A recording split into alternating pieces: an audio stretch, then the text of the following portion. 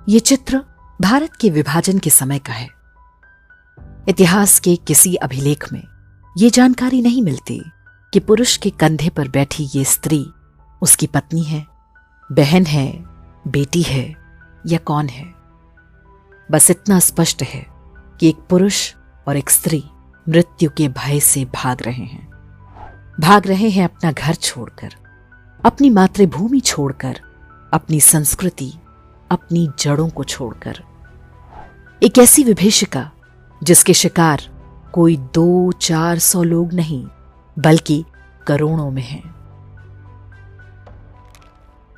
इस बात की भी कोई जानकारी नहीं है कि दोनों भारत से पाकिस्तान की ओर भाग रहे हैं या पाकिस्तान से भारत की ओर भाग रहे हैं। कपड़ों और दाढ़ी से अनुमान लगाया जा सकता है कि वे सिख हैं, और यदि सिख हैं तो पाकिस्तान से भारत की ओर ही भाग रहे होंगे। ये मर्मस्पर्शी चित्र केवल इतना बता रहा है कि दोनों भाग रहे हैं मृत्यु से जीवन की ओर, अंधकार से प्रकाश की ओर। ये चित्र तमसो मां ज्योतिर्गमय का साक्षात रूप है। कोई भी संवेदनशील व्यक्ति इस चित्र को देखकर विचलित हो सकता है। कौन सा भाव नहीं है इसमें? दुख, भय, करुणा, त्याग, मोह और शौर्य भी। मनुष्य के हृदय में उपजने वाले सारे भाव हैं इस एक अकेले ब्लैक एंड व्हाइट चित्र में। यदि कहा जाए कि यह पुरुषार्थ का सबसे सुंदर चित्र है तो तनिक भी अतिशयोक्ति नहीं होगी।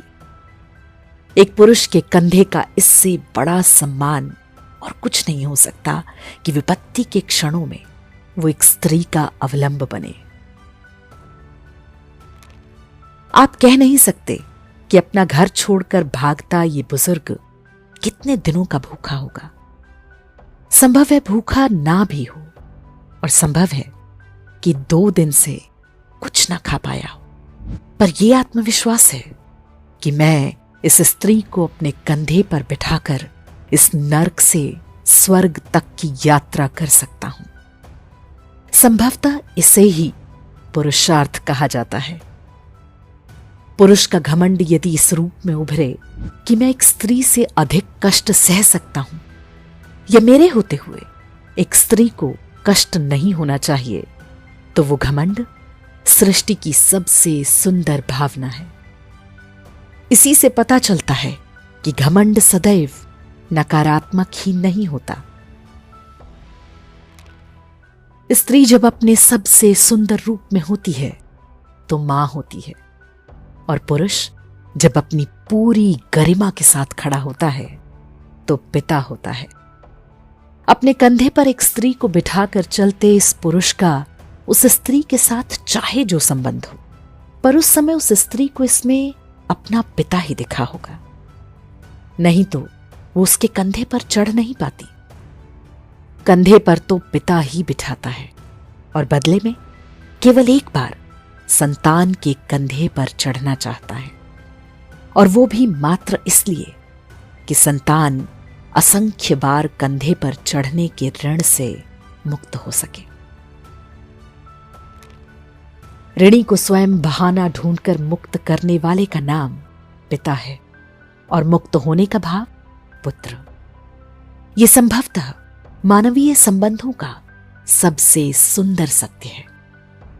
इतिहास को यह भी स्मरण नहीं कि मृत्यु के भय से भागता ये जोड़ा जीवन के द्वार तक पहुंच सका, या मार्ग में ही कुछ नरभक्षी इन्हें लील गए।